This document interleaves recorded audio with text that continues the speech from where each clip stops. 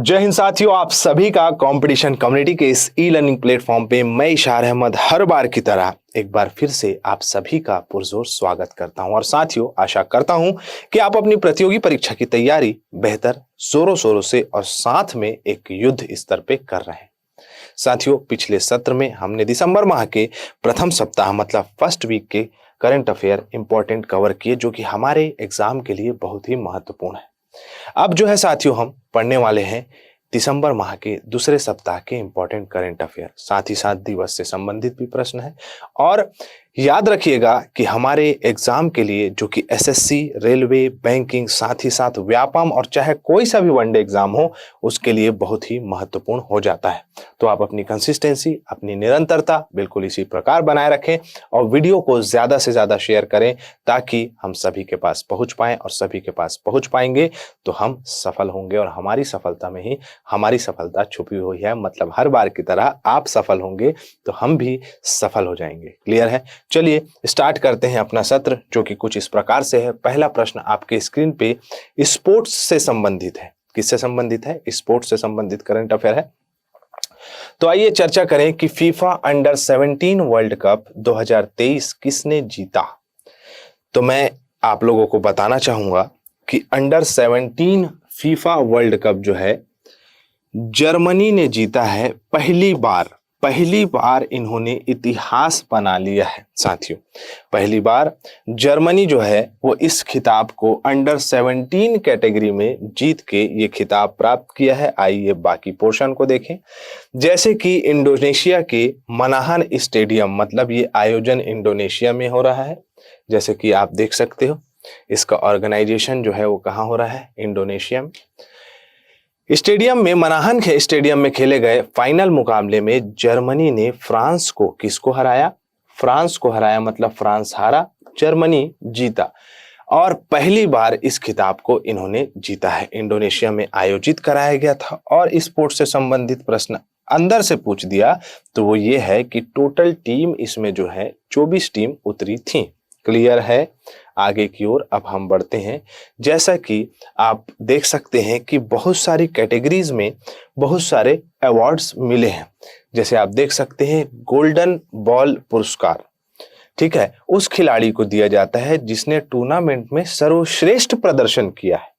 और सर्वश्रेष्ठ प्रदर्शन किसने किया है? तो पेरिस बर्नर ने। क्लियर है? जर्मनी के हैं ये। उसके बाद गोल्डन बूट मतलब जो सर्वाधिक गोल लगाता है सॉरी, जो सर्वाधिक गोल लगाता है वो खिलाड़ी है कौन? तो अगस्टिन रोबर्टो। गोल्डन ग्लो जो कि अच्छा गोलकीपिंग करता है उसको दिया जाता है, जो है पॉल एरिंग। क्लियर है? इंग्लैंड जो है वो फेयर प्ले ट्रॉफी जीता है उन्होंने। तो इस प्रकार से ये कैटेगरी पूछी जा सकती है। तो इतनी सारी चीजें आपको पता होनी चाहिए। अचानक गले में कुछ फंसा और हिचकी आने लग गई, इससे कुछ फर्क पड़ता है क्या? नहीं। ठीक है, थोड़ा सांस ले लेता हूं, क्योंकि साथियों कंसिस्टेंसी ब्रेक नहीं होनी चाहिए। क्लियर है? आगे बढ़ते हैं। आइए अगला प्रश्न आपके स्क्रीन पे ये रहा। भारतीय नौसेना दिवस कब मनाया जाता है? तो आप लोगों को मैं बता दूं कि ये भारत के द्वारा पाकिस्तान में हमला किए जाने वाले दिन के अवसर पे मनाया जाता है। 4 दिसंबर को हर साल भारतीय नौसेना के द्वारा। भारतीय नौसेना दिवस आप लोगों को याद होना चाहिए। सर आपने कहा कि सर ये तो पहले सप्ताह की जानकारी है, आपने दूसरे में क्यों दी है? तो इससे कुछ फर्क पड़ता है क्या? मुझे जो देने की स्थिति एनालिसिस जो मेरे को बेहतर मिलता है, मैं वो क्वेश्चन उस महीने से संबंधित जरूर पुट कर देता हूं। ठीक है, तो परेशान नहीं होना है। भारतीय नौसेना दिवस हर साल 4 दिसंबर को मनाया जाता है। इस साल भारतीय नौसेना दिवस समारोह का आयोजन महाराष्ट्र में किया गया था। यह दिन 1971 में पाकिस्तान के साथ युद्ध के दौरान भारतीय नौसेना द्वारा चलाए गए ऑपरेशन ट्राइडेंट, क्या बोला मैंने? ऑपरेशन ट्राइडेंट के सम्मान में मनाया जाता है। भारतीय युद्धपोत कराची बंदरगाह पर हमला किया था। क्लियर है? थीम क्या था? तो operational efficiency, readiness and mission accomplishment in the maritime domain. ठीक है, देख सकते हो आप। एडमिरल हरि कुमार हमारे नौसेना के प्रमुख हैं। तो इतनी बातें आप लोगों को पता होनी चाहिए। क्लियर है, नोट कर सकते हैं और इस वीडियो को 2-4 बार देखोगे तो भी आप लोगों को समझ में आ जाएगा। क्लियर, आगे बढ़े। चलो अगला प्रश्न आपके स्क्रीन पे ये रहा। भारत की 84वीं grand master Vaishali Ramesh Babu Vaishali R इनका नाम है। बहुत ही बेहतर और बेहतरीन चेस खेलती हैं ये। संबंध किस राज्य से हैं? ग्रैंड मास्टर है तो आप समझ सकते हैं कि बहुत ही शानदार प्रदर्शन इनका रहता होगा। ये जो है तमिलनाडु से संबंधित है। कहाँ की है? तमिलनाडु की है। ठीक है, तमिलनाडु की वैशाली आर स्पेन ने Llobregat Open championship tournament FM Tamer सिलेबस को हराया है। तो इस प्रकार से हम समझ सकते हैं। और भारतीय चेस खिलाड़ी जैसे सुब्बाराम विजय लक्ष्मी तमिलनाडु की ही रही है, पहली महिला ग्रैंड मास्टर रही है। और आगे आप देख सकते हैं। क्लियर है। आगे अगला प्रश्न ये रहा आपके स्क्रीन पर। Indian council of forestry research and educational मतलब ICFRI की पहली महिला महानिदेशक किसे नियुक्त किया गया है? तो ये महिला को पहली बार ICFRI की महानिदेशक के रूप में नियुक्त किया गया है, जिन्हें डायरेक्टर जनरल के रूप में नियुक्त किया गया है। और ये महिला हैं जिनका नाम है कंचन देवी। अब चर्चा कर लेते हैं। आपके स्क्रीन पे यहाँ दिखाई दे रहा होगा कि क्या Indian council of forestry research and education ICFRI है। भारत की वानिकी अनुसंधान तंत्र में एक शीर्ष संस्था है जो केंद्रीय पर्यावरण, वन और जलवायु परिवर्तन मंत्रालय के अंतर्गत आता है। 1986 में बना है। मुख्यालय देहरादून उत्तराखंड में है, जिसमें कंचन देवी पहली महिला महानिदेशक बनी है। क्लियर, आगे बढ़े। चलो, किस राज्य में मूंगफली उत्सव कडलेकाई पारिशे आयोजित किया जाता है? मोस्ट इंपॉर्टेंट, इस प्रकार के उत्सव से संबंधित प्रश्न हमारे आर्ट एंड कल्चर्स में पूछे जाते हैं, जो कि हमारे एग्जाम का एक कोर पोर्शन है। ठीक है, कोर पोर्शन नहीं बोल सकते, मिसलेनियस पोर्शन है, लेकिन पूछता तो है ना। और सिलेक्शन पॉइंट ऑफ व्यू से ये सब सारी चीजें जानना जरूरी है। क्लियर है। तो कहाँ का है ये आपका त्योहार? तो कर्नाटक का है। कर्नाटक में मूंगफली उत्पादन अच्छी होती है। क्यों? क्योंकि डेक्कन ट्रेप काली मृदा वाला क्षेत्र है। चलो, हाल ही में कर्नाटक में बेंगलोर में मूंगफली उत्सव कड़ाई केलाई परिषे शुरू हुआ। ठीक है, मूंगफली से संबंधित उत्सव है। कर्नाटक में अन्य उत्सव उगादी, हम्पी महोत्सव, गौरी महोत्सव, करागा और पत्तदकल नृत्य महोत्सव। क्या, कौन सा महोत्सव? पत्तदकल नृत्य महोत्सव। कितना अच्छा लग रहा है ना, जबान में ही तबला बज जा रहा है। पत्तदकल क्लियर है। नृत्य में तबला बजाते हैं, गायन में भी तबला बजाते हैं। ओ हो, वेरी इंपॉर्टेंट क्वेश्चन। 5 राज्यों में हुई विधानसभा चुनाव में भाजपा के कुल कितने राज्यों में बहुमत हासिल की है? देखो, समझना इसको। भाजपा राजस्थान, मध्य प्रदेश और कहां? छत्तीसगढ़, ये 3 जगह में बहुमत के साथ जीती है। तो 3 इसका आंसर हो जाएगा।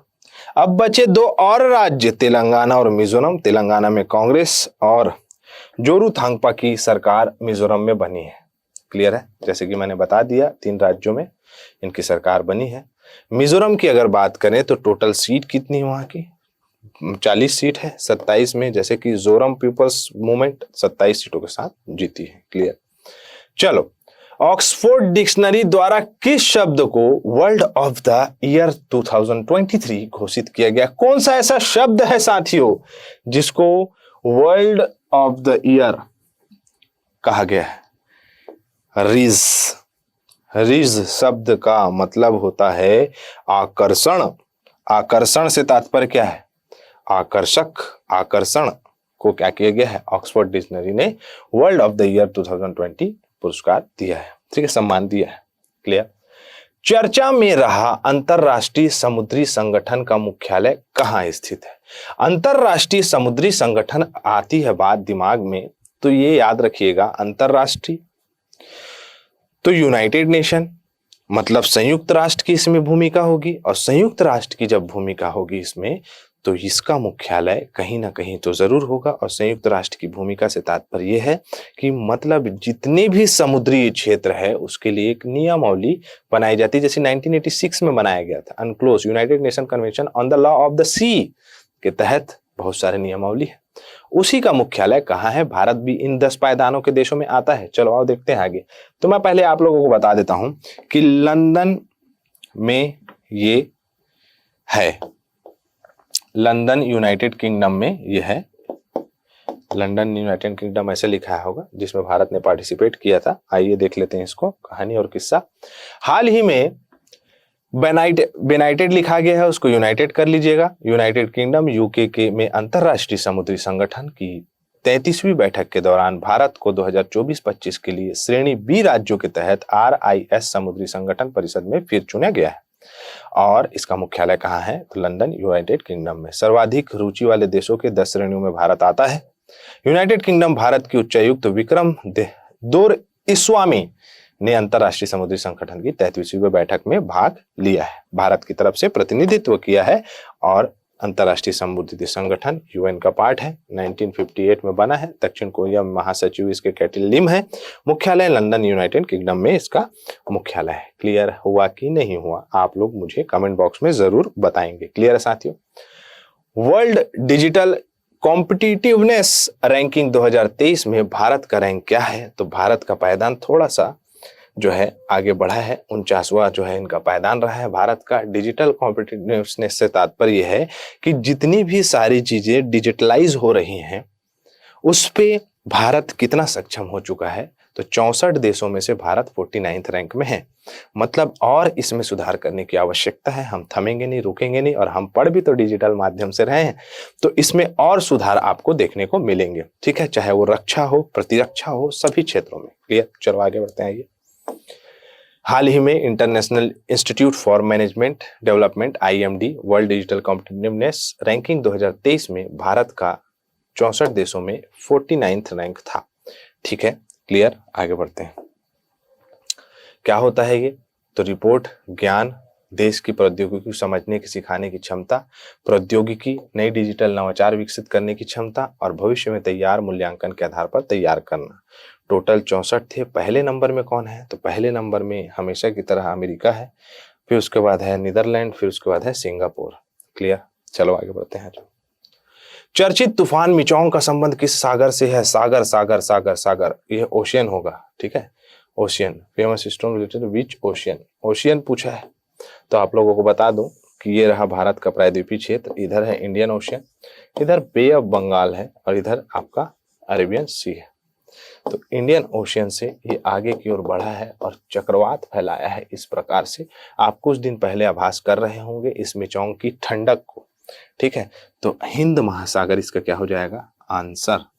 ठीक है, देख सकते हैं आप नक्शे में, यहाँ दिखाई दे रहा है। ये मिचोंग इस प्रकार से उठा था। ये भारत का प्रायद्वीपीय भाग है। छत्तीसगढ़ तक के ये जो है बहुत अच्छे से पहुंच गया था। बारिश गिर रही थी। तमिलनाडु, आंध्र प्रदेश के क्षेत्रों में बहुत ज्यादा भारी वर्षा हुई है। बाकी डिटेल यहाँ दिखाई दे रही है। 2023 में और चक्रवात कौन कौन से आए थे? तो चक्रवात बिपरजॉय अरब सागर में आया था। मोचा या मोखा जिसे कहा जाता है बंगाल की खाड़ी। और मिचोंग का मतलब क्या है मालूम है? देखो यहीं कहीं लिखाया होगा। मिचोंग का मतलब होता है ताकत और लचीलापन। इसमें ताकत भी थी और लचीलापन भी था। ठीक, आगे बढ़े। चलो, 6th अंतरराष्ट्रीय लघु फिल्म महोत्सव का आयोजन कहाँ किया जा रहा है? तो मैं आप लोगों को बता दूं कि उत्तर प्रदेश की वाराणसी में शॉर्ट फिल्म्स, बाल फिल्म्स, ये सभी के जो है जागरूकता बढ़ाने के लिए आयोजन किया जा रहा है उत्तर प्रदेश सरकार के द्वारा, जो कि बहुत ही अच्छी उपलब्धि है। भारत सरकार और पर्यटन मंत्रालय आयोजनकर्ता करने वाले हैं। मतलब उत्तर प्रदेश सरकार और पर्यटन मंत्रालय फिल्म, संस्कृति, पर्यटन, लघु फिल्मों को बढ़ावा देना। ठीक है, सभी कलाकारों को सही तरीके से मंच प्रदान करना। राष्ट्रीय प्रदूषण नियंत्रण दिवस 2023, ओ माय गॉड, 2 दिसंबर की घटना याद है? 2 दिसंबर 1984 भोपाल। कहाँ? भोपाल त्रासदी बहुत ही खतरनाक हुआ था। इसके बारे में ज्यादा नहीं बोलना चाहूंगा मैं, आप लोग निकाल के पढ़ भी सकते हो। Sustainable development for a clean and healthy planet इसका जो है थीम रहा है। 1984 के 2 दिसंबर को ये घटना हुई थी, है ना। देख सकते हो आप, राष्ट्रीय प्रदूषण नियंत्रण दिवस मनाया जाता है। क्लियर।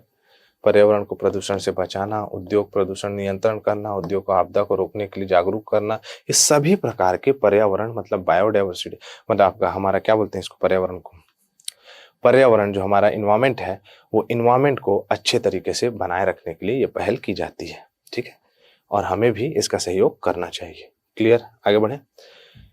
इकोनॉमिस्ट इंटेलिजेंस द्वारा जारी की गई world cost of living index 2023 के अनुसार सबसे महंगा शहर कौन सा है? तो सबसे महंगा शहर है सिंगापुर। कौन सा सिंगापुर? जहां पर क्रिश की शूटिंग हुई थी। ठीक है, बचपन में देखे होगे ना ऋतिक रोशन की क्रिश मूवी, तो आपका सिंगापुर पहले नंबर में है, फिर ज्यूरिख है, फिर स्विट्जरलैंड है। क्लियर, क्लियर, आगे बढ़े। चलो, प्रोजेक्ट लायन के तहत किस वन्य जीव अभ्यारण्य में, वाइल्ड लाइफ सेंचुरी में एशियाई शेरों को बसाया जा रहा है? तो बरदा वन्य जीव अभ्यारण्य, यहाँ पर इनके लिए वास्तविक वातावरण देखने को मिलता है। बरदा वन्य जीव अभ्यारण्य में कहाँ है? तो गुजरात में है। ठीक है, वाइल्ड लाइफ सेंचुरी है, वहां पर लॉयंस को बसाया जा रहा है। ठीक है, कहाँ है? गुजरात के बरदा वन्य जीव अभ्यारण्य में। 2021 से शुरू हुआ है प्रोजेक्ट लायन। क्लियर, कितना आपको याद रखना है। अब हम रिवीजन मोड में चलते हैं। रिवीजन की कहानी आती है तो रिवीजन में हमें बहुत ज्यादा सोच समझ के करना है। फ्रांस का सर्वोच्च नागरिक सम्मान जो कि पहले जुलाई के समय में मोदी जी को मिला था, द लीजन ऑफ ऑनर से किसे सम्मानित किया गया है? तो VR ललितांबिका, लास्ट टाइम मैंने बताया था, फ्रांस का ये सर्वोच्च नागरिक सम्मान है। Clear.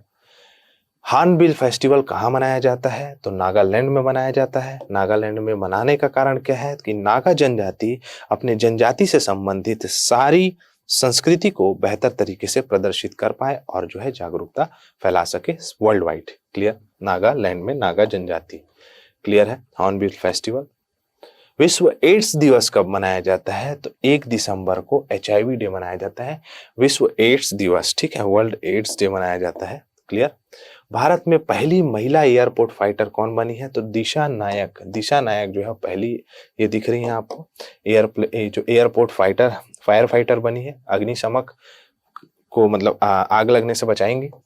Flight lieutenant Shivangi Singh जो थी, राफेल उड़ाने वाली पहली महिला थी। कैप्टन लक्ष्मी सहगल महिला सैन्य अधिकारी पहली थी, भारतीय पहली महिला सैन्य अधिकारी। क्लियर, तो अपनी महिलाओं को याद रखना। हाल ही में कैबिनेट द्वारा स्वीकृति प्रधानमंत्री जनजातीय आदिवासी न्याय महाअभियान, मतलब उसका नाम है PM जनमन, की राशि जो है वो 24,104 करोड़ में जितने भी जनजाति शेड्यूल्ड ट्राइब्स हैं उनको आर्थिक सहायता प्रदान करने के लिए इसे फंडिंग किया गया है। क्लियर है साथियों, आगे बढ़ते हैं। देख सकते हो 24,104 करोड़। क्लियर। हाल ही में नोबेल पुरस्कार विजेता हेनरी किसिंजर का निधन हुआ है।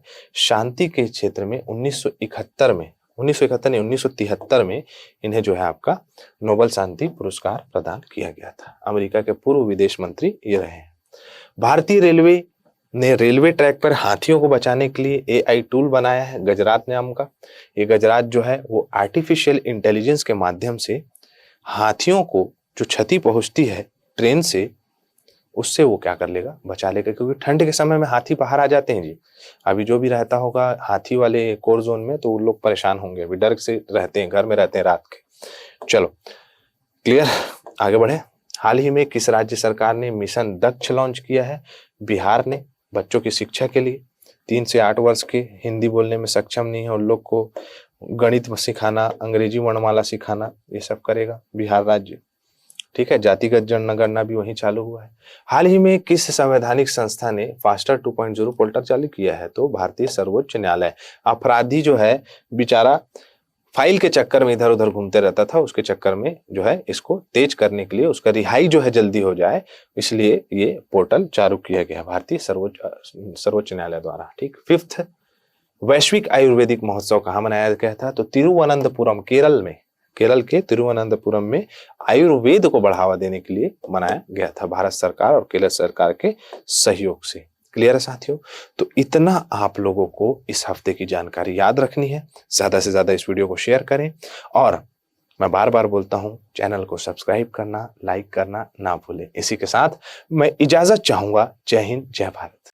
अगर आप चाहते हैं अपने कैरियर को एक नई दिशा देना और सुनहरे भविष्य को साकार करना, तो जुड़िए कंपटीशन कम्युनिटी के साथ। आज ही हमारे वेबसाइट के कैरियर पेज पर विजिट करें अथवा डिस्क्रिप्शन बॉक्स पर दिए गए लिंक पर क्लिक करें। हमेशा आपके साथ टीम कोको।